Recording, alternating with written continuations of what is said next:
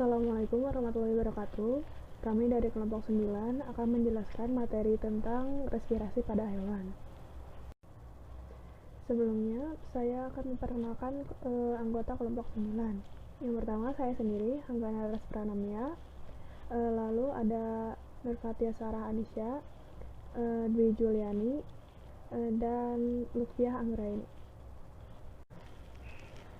Pertama, ada pengertian dari respirasi. Jadi, respirasi merupakan sistem biologis yang terdiri dari organ dan struktur-struktur lain yang digunakan untuk melakukan pertukaran gas berupa oksigen dan karbon dioksida yang terdapat pada makhluk hidup.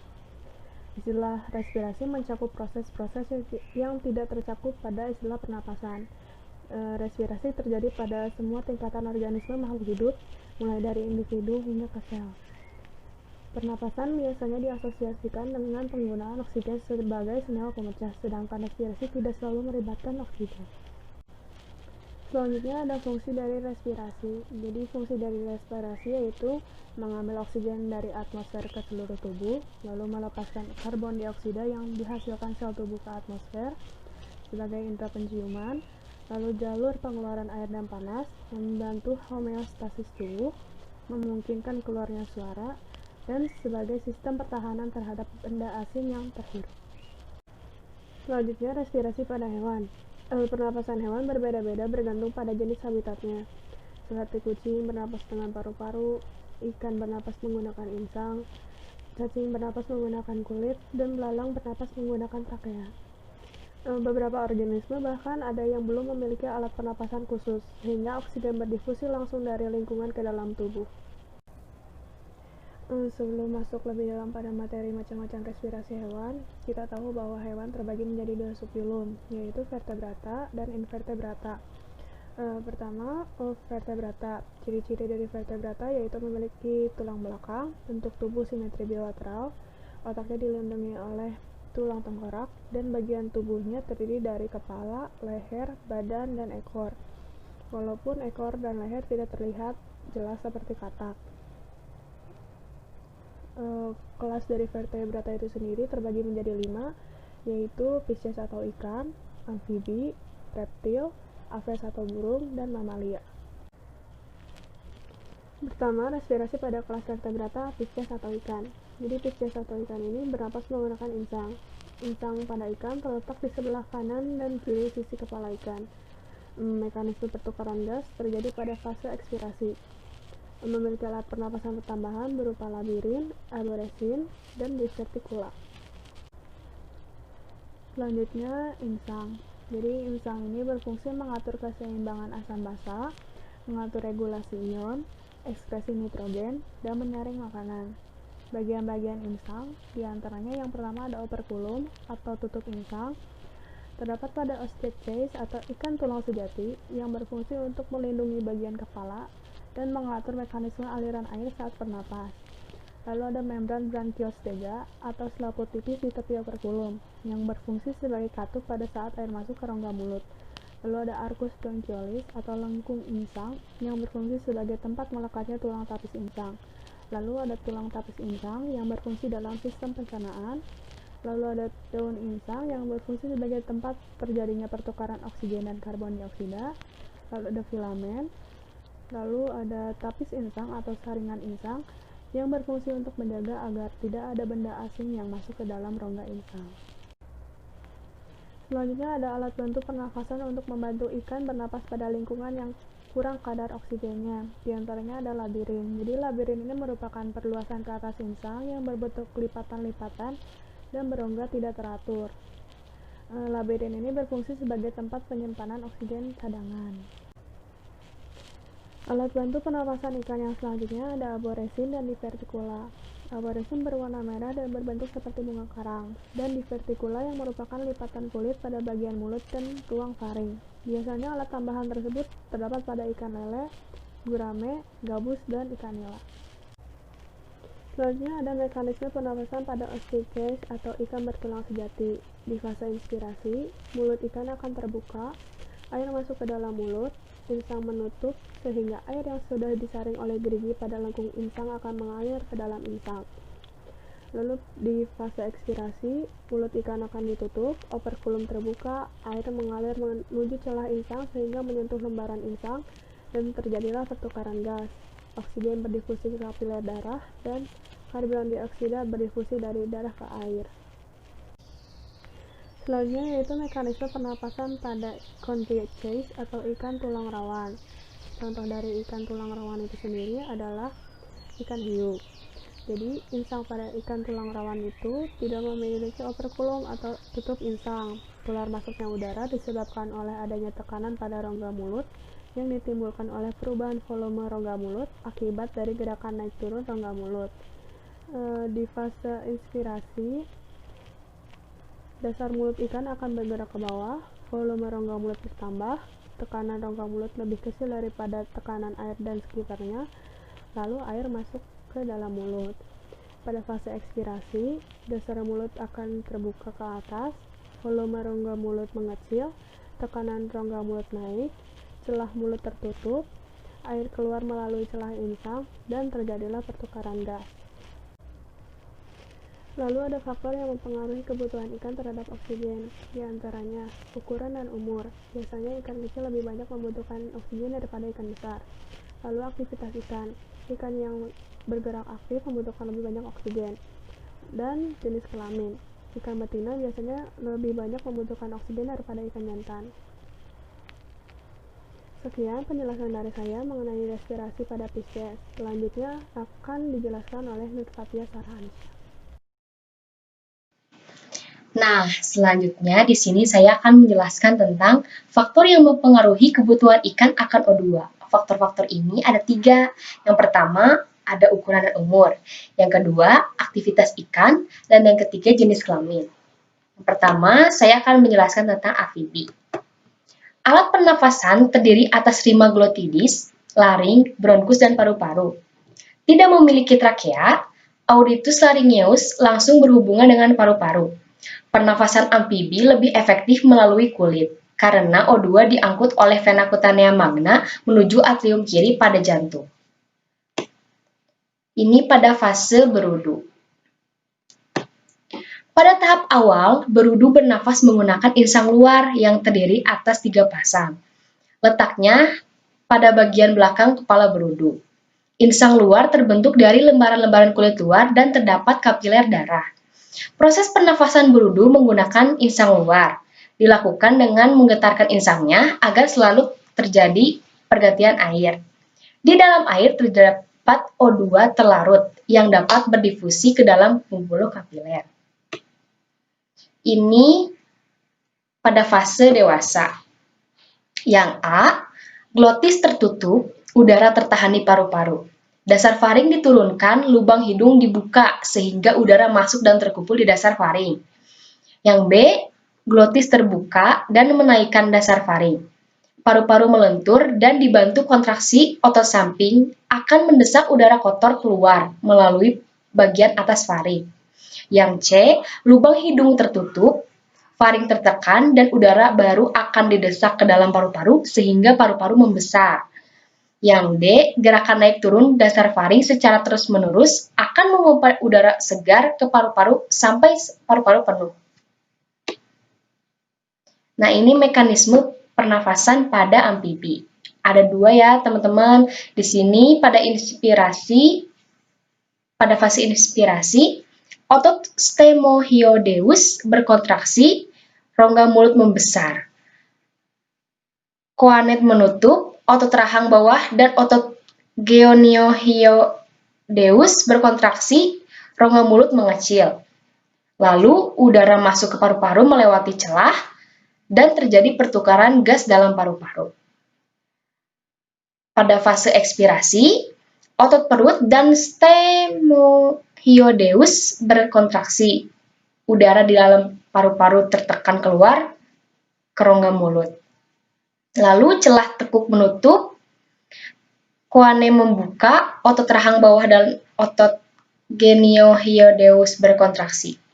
Yang terakhir, rongga mulut mengecil dan CO2 pun keluar. Selanjutnya, saya akan menjelaskan tentang reptil. Reptil bernafas dengan paru-paru. Beberapa jenis reptil pengambilan O2 dibantu oleh lapisan kulit di sekitar kloaka. Alat pernafasan reptil terdiri atas 5 glotidis, laring, trakea, bifurcatio thorace, bronkus, dan paru-paru. Letak glotis berada pada ujung lidah sehingga ular dapat bernafas dan menelan mangsa secara bersamaan. Mekanisme pernafasannya pada fase inspirasi itu otot tulang rusuk berkontraksi, rongga dada membesar, paru-paru mengembung, udara masuk melalui lubang hidung, udara melewati rongga mulut, anak tekak, trakea, bronkiolus. Lalu O2 dibawa darah ke seluruh tubuh. Pada fase ekspirasi, otot tulang rusuk relaksasi, rongga dada mengecil, paru-paru mengecil, CO2 dari jaringan dibawa darah menuju jantung lalu ke paru-paru, lalu CO2 dari paru-paru melewati bronkiolus, trakea, anak tekak, rongga mulut, dan keluar lewat lubang hidung. Selanjutnya pada aves atau burung. Burung merupakan hewan berdarah panas karena tubuhnya terdapat termostat yang dapat mengatur suhu tubuh sehingga burung dapat melakukan aktivitas pada suhu lingkungan yang berbeda. Alat pernafasan burung terdiri atas celah tekak, trakea, siring, paru-paru, dan pundi-pundi udara. Pundi-pundi udara ini sendiri adalah alat pernafasan tambahan pada saat burung sedang terbang.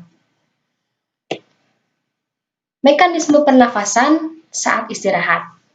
Pada fase inspirasi itu yaitu tulang rusuk berkontraksi, rongga dada mengembang, tekanan udara turun, paru-paru dan kantung udara mengembang. Pada fase ekspirasi, tulang rusuk relaksasi, rongga dada mengempis, tekanan udara naik, dan paru-paru dan kantung udara pun mengempis. Mekanisme pernafasan pada saat terbang pada fase inspirasi itu yaitu sayap dikepakkan atau terangkat, kantung udara antara tulang korakoid terjepit, kantung udara di bawah ketiak mengembang, udara masuk ke dalam kantung udara di perut dan sebagian masuk ke paru-paru. Terjadi difusi O2 dan CO2 dalam paru-paru. Pada fase ekspirasi, sayap diturunkan, kantung udara di bawah ketiak terjepit, kantung udara antara tulang korakoid mengembang, udara masuk ke dalam paru-paru, terjadi difusi, kantung udara di dada mengembang, dan udara terdorong keluar. Assalamualaikum warahmatullahi wabarakatuh. Di sini saya Putri Rohma akan meneruskan presentasi dari Nurpatia. Respirasi tentang hewan vertebrata. Di sini ada mamalia. Mamalia itu proses pernapasannya secara umum sama seperti manusia. Kenapa dikatakan sama seperti manusia? Karena mamalia sendiri itu bernapas dengan rongga hidung seperti laring, paring, trakea, bronkus, serta paru-paru. Mamalia sendiri itu dibagi menjadi beberapa jenis, ada mamalia air dan mamalia darat. Di sini contohnya ada mamalia air. Mamalia air itu bernapas dengan paru-paru. Hal tersebut dapat terlihat karena sering muncul kelangkaan untuk mengambil O2. Hidung lumba-lumba dan paus terletak di atas kepalanya, memiliki katup yang akan menutup saat berada dalam air. Di sini ada mekanisme pernapasan dari mamalia itu sendiri. Yang pertama itu ada inspirasi, yang kedua ada ekspirasi. Yang inspirasi itu otot antara tulang rusuk berkontraksi, rongga dada mengembang, tekanan udara turun, paru-paru mengembang, serta udara masuk. Yang ekspirasinya itu otot antara tulang rusuk relaksasi, rongga dada mengecil, tekanan udara naik, paru-paru mengecil, serta udaranya keluar. Nah, di sini setelah hewan vertebrata ada hewan invertebrata. Apa sih hewan invertebrata itu? Hewan invertebrata itu hewan yang tidak memiliki tulang belakang. Struktur biologi peredaran darah sistem pernapasan lebih sederhana dari hewan vertebrata sendiri. Hewan invertebrata tidak memiliki dinding sel atau penyokong tubuh. Sebagian besar tubuhnya terdiri atas protein, struktural kolagen, memakan bahan organik yang terurai. Nah, contoh-contoh dari hewan invertebrata itu yang pertama ada protozoa. Protozoa bernapas dengan cara aerob dan anaerob. Apa sih aerob dan anaerob itu? Aerob itu terjadi oksidasi O2 yang masuk ke dalam tubuh dengan difusi dan osmosis melalui permukaan seluruh tubuh. Peran aerob sendiri terjadi pembukaran zat yang kompleks menjadi zat yang lebih sederhana dengan bantuan enzim tanpa memerlukan O2. Nah, di sini ada mekanisme permasalahan dari protozoa itu sendiri. Yang pertama itu O2 di udara berdifusi melalui membran sitoplasma menuju mitokondria. O2 digunakan untuk memecah senyawa organik, menghasilkan energi dari zat sisa berupa air dan CO2. Zat sisa menuju membran, CO2 berfungsi, lalu CO2 masuk ke udara. Di sini ada ya contoh gambarnya, gambar dari mekanisme pernapasan protozoa itu sendiri. Lalu yang kedua dari hewan invertebrata itu ada Porifera. Porifera itu tidak memiliki alat atau organ berkembang khusus karena bersifat sesial dan hidup bergantung pada kondisi kandungan material. Ketika masih dalam fase larva, yang dapat berenang akan memilih tempat yang menunjang kehidupannya. Pernapasan porifera ini dilakukan secara aerob, yang bertugas dalam memasukkan O2 yang larut di dalam air. Medianya ialah jajaran di luar, yaitu sel epidermis atau sel pinakosit, sedangkan pada jajaran di dalam sel atau sel leher itu disebut konosit. O2 yang telah difusikan pada sel tersebut akan diedarkan ke seluruh tubuh oleh sel amoebasit. Nah, di sini ada mekanisme pernapasan dari porifera itu sendiri. Yang pertama itu air O2 masuk ke tubuh melalui pori-pori. O2 dalam air masuk melalui konosit secara difusi di mitokondria. O2 dipakai mengurai senyawa organik, menghasilkan CO2. CO2 dilarutkan dalam air dibawa menuju membran, keluar dari membran menuju smoosul, digerakkan sel flagellum konosit, lalu keluar melalui oskulum. Selanjutnya akan dijelaskan oleh Lutfi Anggraini. Terima kasih.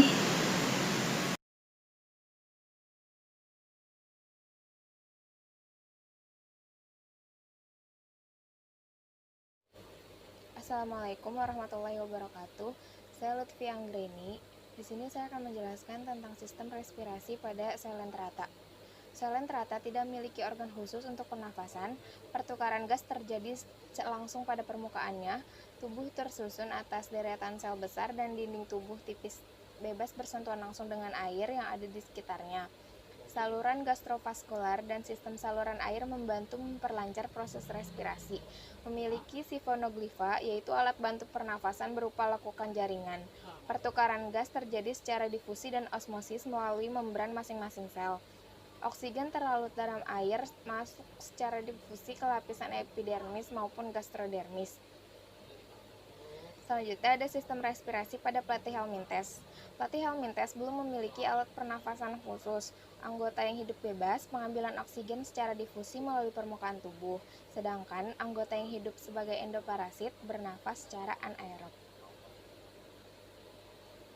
Selanjutnya ada sistem respirasi pada Nemathelminthes.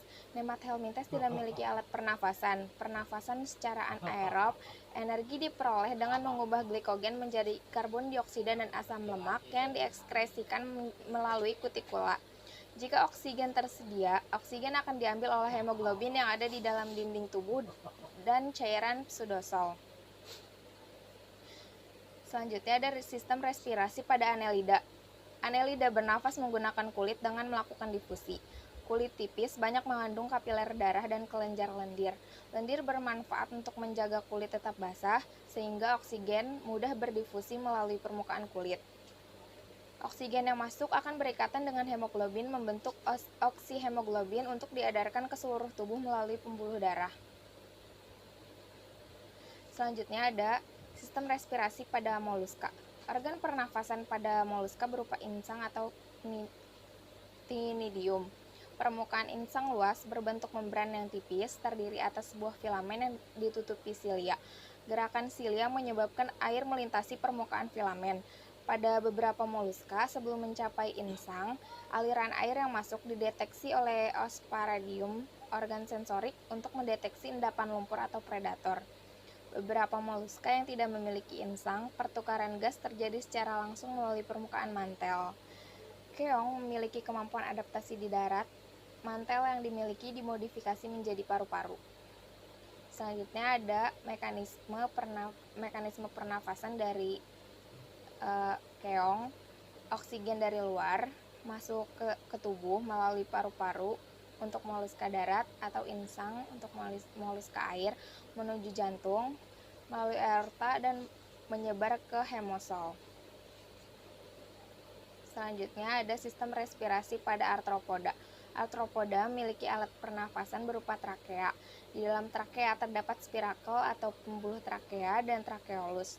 Spirakel berfungsi sebagai jalan keluar masuknya udara dari dan ke dalam sistem trakea.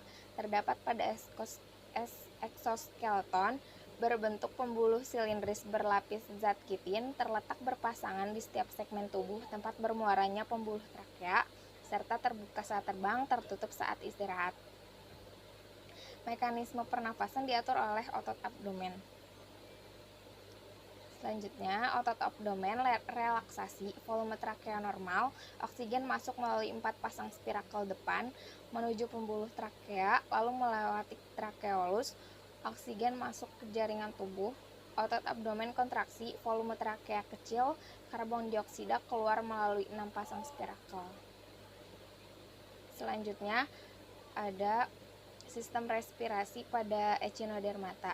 Echinodermata bernafas menggunakan paru-paru kulit atau dermal branchiae yang merupakan penonjolan dinding rongga tubuh atau xilem yang tipis, dilindungi silia dan pedicelaria. Pada bagian tersebut terjadi pertukaran oksigen dan karbon dioksida. Beberapa jenis echinodermata bernafas menggunakan kaki tabungnya. Sisa metabolisme dalam sel akan diangkut oleh amoebosit atau sel amoeboid ke dermal branchiae untuk dilepas keluar tubuh.